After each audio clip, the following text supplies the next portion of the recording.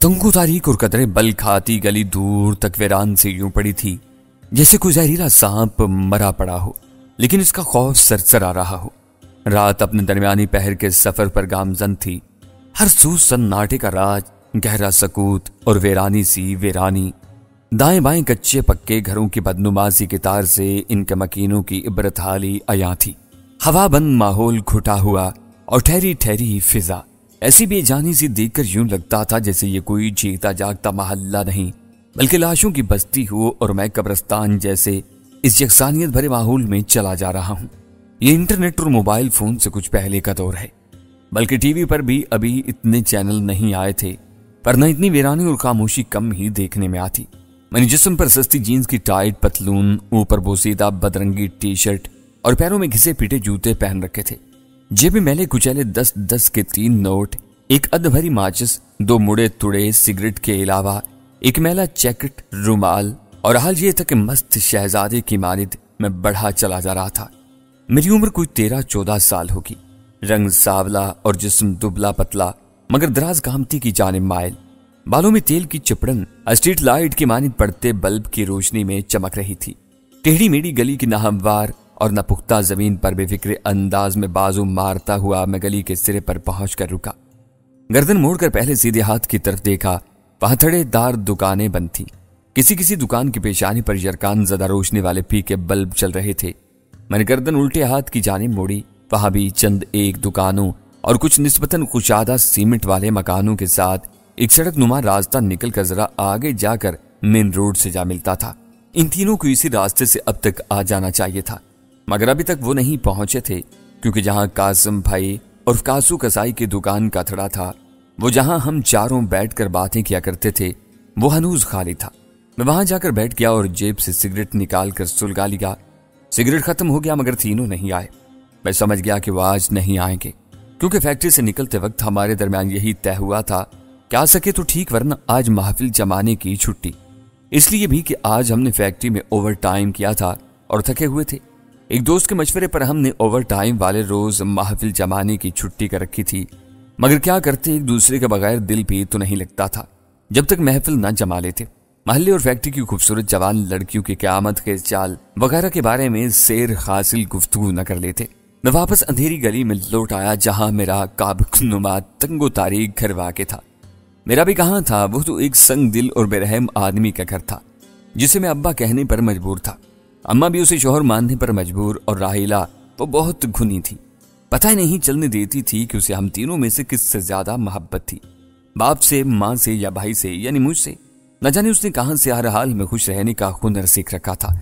शायद अम्मा से, वो भी ऐसी ही तो थी, शाकिर और साबिर। लेकिन मैंने अक्सर उसे कोनों खुदरों में चुपके चुपके आंसू भी तो बहाते देखा था, सिसकते हुए अपने नसीबों पर रोते देखा था। मुझे देखते ही वो तड़प जाती और बहाने से मैले दुपट्टे से अपने आंसू साफ करके कहती, उफ, आज कम वक्त कितनी घुटन और गर्मी है, आंखों में भी पसीना आ जाता है। मैं कह सकता था, अम्मा आंखों में भला पसीना कब आता है, लेकिन मैं नहीं कहता था। मैं जो अम्मा की चोरी पकड़ लेता मगर जाहिर नहीं करता, चोरी को चोरी ही रहने देता। जाहिर होने पर दुखों का सैलाब आने का खतरा जो था। फिर माएँ तो इसी तरह अपने दर्द, अपने दुख छुपाया करती हैं। यूं एक तरफ तो उसरत की मार उस बेचारी का नसीब थी, तो दूसरी जानिब गुस्सा वरिश शौहर की। मैं भी बाप के हाथों अक्सर पिट जाया करता था। घर से मैं तब ही निकलता था जब वो सो जाता था। अम्मा और बहन राहिला को बता जाता, दरवाजा भी भीड़ जाता कि वापसी पर मुझे खटखटाना न पड़े। यहाँ चोरी के लिए धरा ही क्या था, दुखों का सामान जरूर मिल जाता। घर के दरवाजे पर पहुंचकर मैंने उसे थोड़ा धक्का दिया तो वो खुल गया। मैं दबे पांव अंदर आ गया कि अचानक नाहमवार और नंगी ईंटों वाले सहन में जस्त का टेढ़ा मेढ़ा गिलास गिरने की आवाज उभरी। दरवाजे के करीब धरी चोबी खड़वंची पर धरे मटके से पानी निकालते हुए रहीला के हाथ से गिलास छूटा था। पता नहीं वो क्यों मुझे देख कर डरी थी, हालांकि पता भी था कि भला मेरे अलावा और कौन हो सकता है। बम तो उस वक्त फटा जब अब्बा जाग गए। शहर में बिछी छलंगा सी 3 चारपाइयों में सबसे आगे इन्हीं की चारपाई थी, और वो सोए हुए भी दरवाजे ही की तरफ करवट करके थे। मेरी चारपाई कमरे में होती थी। अब्बा की आंख क्या खुली, मेरी शामत आ गई। मौका की तलाश में रहते ही थे वो मुझे हर वक्त धुनने खिल गए। चारपाई से अपना तहबंद संभालते और जवान होती बेटी की भी परवाह किए बगैर मोटी मोटी गालियां उगलते मुझ पर पिल पड़े। मैं खामोशी से मार खाता रहा। माँ भी जाग गई राहिला तो रोते हुए डर कर अंदर कमरे में भाग गई। वो बाप को गुस्से में इस तरह आग बगोला होता देखकर इसी तरह खौफसदा होकर भागकर किसी कोने में जादू बकती थी।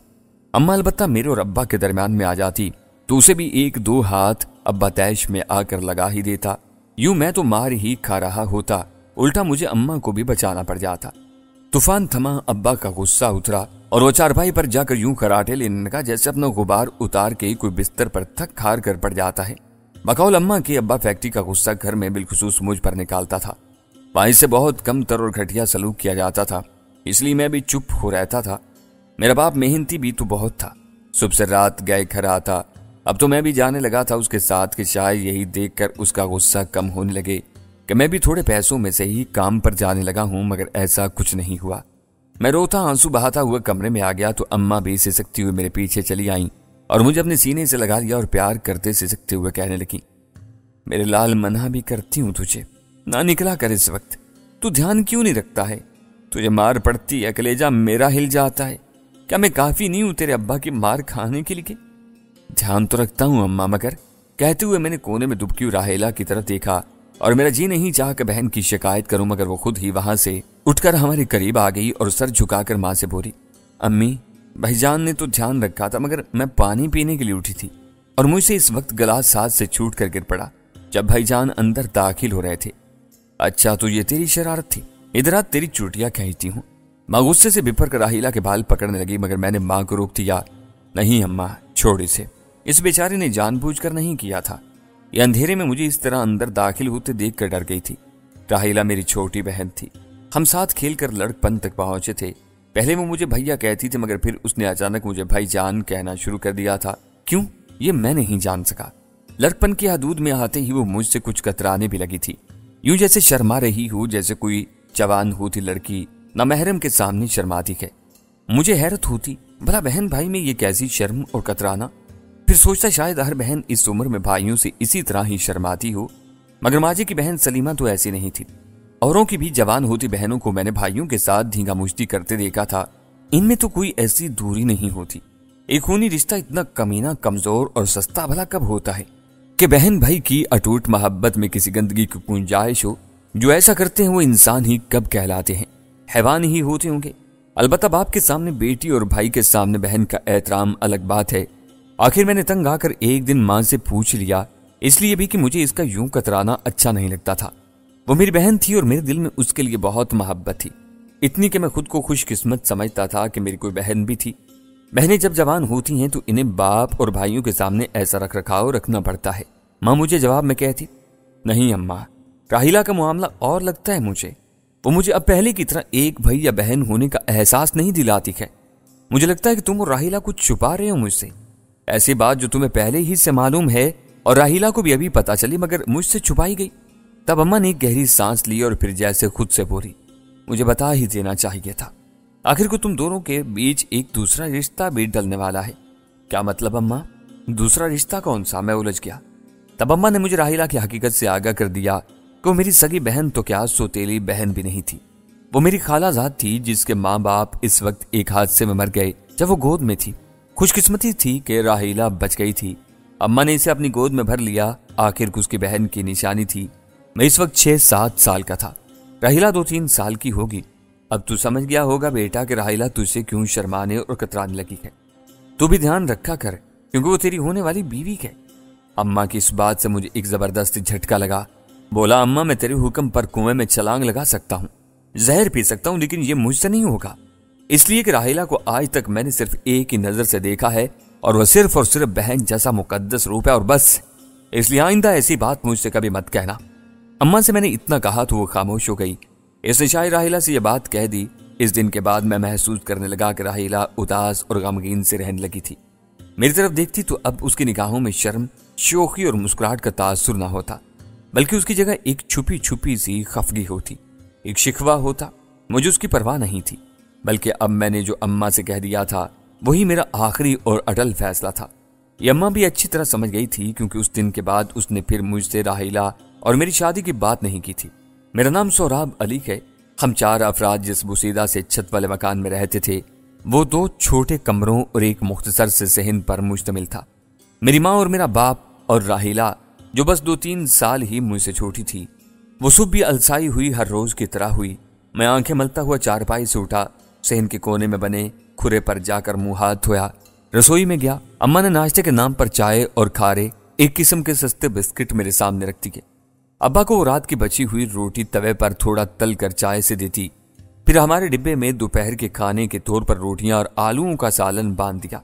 साइकिल मैं चलाता, अब्बा पीछे बने कैरियर पर बैठते। फैक्ट्री ज्यादा दूर नहीं थी, लेकिन साइकिल की मुशक्कत, वो भी एक अदद सवारी के साथ, मुझे पहुंचते पहुंचते निढाल जरूर कर देती। अब तो मैं आदी हो गया था। कुदरत ने भी ये आदी होने का कितना अच्छा असूल रखा है। गमों का आदी, मुशक्कत का आदी। हम गरीबों के हिस्से में यही आदीपन तो आता है, वरना ऊंचे बंगलों और कोठियों वाले तो शराब के आदी, खिलौने के आदी और भांत भांत की अयाशियों के आदी। फैक्ट्री पहुंचा, अब्बा सुपरवाइजर परवेज के पास चले गए। इससे इन्होंने कुछ एडवांस तनख्वाह की बात करना थी। मैं अपने सेक्शन में आ गया। सलीम, माजिद उर्फ माजा और राजू भी मौजूद थे। हम काम करते जाते, बातें करते और आज रात मिल बैठने का प्रोग्राम बनता। थके हारे मैं और अब्बा घर पहुंचे। अम्मा और राहिला को सांप सूंघ जाता। जानते थे कि अब्बा अपनी मुशक्कत और गुर्बत भरी जिंदगी का गुस्सा किसी न किसी पर जरूर उतारते। कौन निशाना बनता नहीं जानते थे। आज तो सुपरवाइजर ने अब्बा को एडवांस तनख्वाह भी देने से साफ इनकार कर दिया था। इसका भी गुस्सा चढ़ा हुआ था, इसलिए घर में ज्यादा ही अब्बा के गुस्से का खौफ तारी था। अब्बा पहले तो सुपरवाइजर को खूब मोटी मोटी गालियां देते रहे। मैं और अम्मा ये शुक्र करके कि चलो बाहर के किसी आदमी पर ही तो गुस्सा उतर रहा है, इनकी हाँ में हाँ मिलाते जाते। मामला तब बिगड़ा जब अम्मा ने अब्बा को मशवरा देने की गलती कर डाली। अब फैक्ट्री के मालिक से बात करके देख लेते। यह भी अम्मा ने डरते डरते कहा था कि जानती थी हमें इस वक्त पैसों की सख्त जरूरत थी। मकान का 2 माह का किराया चढ़ा हुआ था। मालिक मकान आकर अब्बा की बेइज्जती कर जाता था। तो क्या मुझसे ज्यादा अक्लमंद है? मोटी सी गाली के साथ अब्बा पड़ गए अम्मा के पीछे। नहीं तो मेरा ये मतलब नहीं था, मैंने तो बस वैसे ही। मां खौफ से हकलाने लगी। तू मनहूस औरत है, अब्बा ने लठ मारी। अरे औरत से तो मर्द का नसीब खुलता है। तू कैसी औरत है? कि ये जुमला अधूरा छोड़कर अब्बा ने अचानक मेरी जानिब देखा। मैं इस वक्त करीब खड़ा अब्बा ही की तरफ तके जा रहा था। तू क्या देख रहा है ऐसे मेरी तरफ? हैं? अब इसी आंखें दिखाने लग गया है बाप को। और तेरी तो। अब्बा ने लपक कर मुझे दबोच लिया। यही मैं चाहता था, बस यही जिंदगी थी हमारी। कभी मैं पिटता तो अम्मा दरमियान में आ जाती, और अम्मा पिटती तो मैं राहिला डर सहम कर एक कोना संभाली थी। मैं इस भट्टी में अंदर ही अंदर कुंदन बनने लगा। मेरे लाल तो पहले ही काम से तका हारा आता है। कहा भी था कि अब्बा गर्म होने लगे तो इधर उधर हो जाया कर। मां तड़प कर मेरी जिस्मानी दुखन को सहलाते हुए कहती, और तुझे मार खाने दूं? मैं कहता, तो बाहर से पहले ही हालात की मार खाए हुए होता है। अम्मा बोलती, मैं आदी हूं अम्मा, मैं भी आदी हूं। वो भी मेरी तरह जवाब देती। गर्ज ये कि यही हमारी जिंदगी थी जो बस बीत रही थी। यहां तक कि मैं अब 20-21 साल के लपेटे में आ गया था। गुर्बत में भी मेरा कद काट कम नहीं था। सेहत तो अच्छी ही थी, जिस्म अलबत्ता दुबला पतला था। अम्मा तो वक्त से पहले ही बूढ़ी हो चुकी थी, अब कुछ और झुरी ज़्यादा हो गई थी। अब्बा की भी यही हालत थी, मगर गुस्सा अभी तक उनका जवान था। यह और बात थी कि अब वो हाथों के बजाय डंडे और जो भारी शय मिलती उठाकर मार देते। राहिला पर तो जवानी जोबन बनकर आई थी, इस कदर के मुझे कभी कभी उससे खौफ सा आने लगता। पता नहीं ये गुर्बत का शाखसाना था या फिर उसकी कोई दानिस्ता हरकत थी। वो बहुत तंग कपड़े पहनती थी, जिसकी आस्तीनें उसके सेहतमंद बाजू के सबब फटती महसूस होती। शादी की बात फिर कभी नहीं हुई थी, लेकिन राहिला की आंखों में मेरे लिए वैसी ही शिकायत, हसरत और आस चमकती रहती। मौका मिलता तो वो भी जता डालती। यूं उसने भी खूब रंग रूप निकाला था। शायद जवानी का अपना रंग होता है, क्या वो बंगलों कोठियों में परवान चढ़े या झोपड़ियों में। ऐसी भी क्या जिद, जब हम बहन भाई हैं ही नहीं तो फिर ये कैसा तरद्दुद। बकवास बनकर अपनी पिट जाएगी वरना। मैं उसे गुस्से से आंखें दिखाकर डपट देता। वो भी एक हथेली थी। मेरे स्टिके से जवाब पर सर झाड़, मुंह फाड़, दुपट्टा गिराकर सामने आन खड़ी हुई। मैं तेरी बहन नहीं हूं, तेरी मरहुमा खाला की बेटी हूं। उसकी जुर्रत पर मैं दंग रह गया। वो ऐसी भला कहां थी, छुई मुई और दब्बो सी, लेकिन शायद उसके अंदर मुसलसल पलने वाले किसी जज्बे ने उसे जुर्रतमंद बनने पर मजबूर कर दिया था। एक लम्हे को तो मैं भी उसकी इस हरकत पर डर गया। संभल कर बोला, हट परे, ये क्या बदतमीजी है? ये बदतमीजी नहीं है, तुमने खुद पर जबरदस्ती बहन की मोहब्बत सवार कर रखी है। इसका उन्वान बदल डालो सोहराब, मैं वाकई तुमसे मोहब्बत करने लगी हूं। वो जैसे बेख्तियारी के आलम में बोली और मैं गुस्से से पांव पटकता हुआ बाहर निकल गया। इस दिन के बाद से मैंने राहिला से बात भी करना छोड़ दी। यही नहीं, अम्मा से भी उसकी इस रोज वाली हरकत की शिकायत कर डाली। रात हुई, अब्बा चारपाई पर मुर्दों जैसी हालत में लेट गए। मैं हस्बे साबिक बाहर आ गया। मेरा दिमाग राहीला की हरकत से पहले ही चिल्लाया हुआ था। यार दोस्त मेरे इंतजार में थे। आज 9 से 12 वाले शो पर जाना था। सैनमा हमारे घर से करीब ही एक मसरूफ चौराहा पार करके था। मेरे तीनों यार वहां कासू कसाई के थड़े पर मेरे मुंतजिर थे। अबे ओ लंबू, इतनी देर लगा दी तूने? राजू ने मुझे देखते ही बड़क मारी। मेरा कद इन सबसे दराज था, इसीलिए मुझे वो लंबू कहते थे। अबे देर कहाँ हुई है, अभी तो शो शुरू होने में पूरा आधा घंटा पड़ा है, मैंने बारी बारी तीनों से मुसाफा करते हुए कहा। और फिर ये 2 कदम पर तो सैनमा है, कौन सा बस से बदल कर पहुंचना है? अच्छा, तो ये आधे घंटे की बात है, राजू मुझे घूरते हुए बोला। और वो जो धाकड़ किस्म के पोस्टर लगे होते हैं हाल में, इनसे कौन दिल बहलाएगा? तो यार तब भी वो देखने के लिए बहुत टाइम है, मैंने जवाब दिया।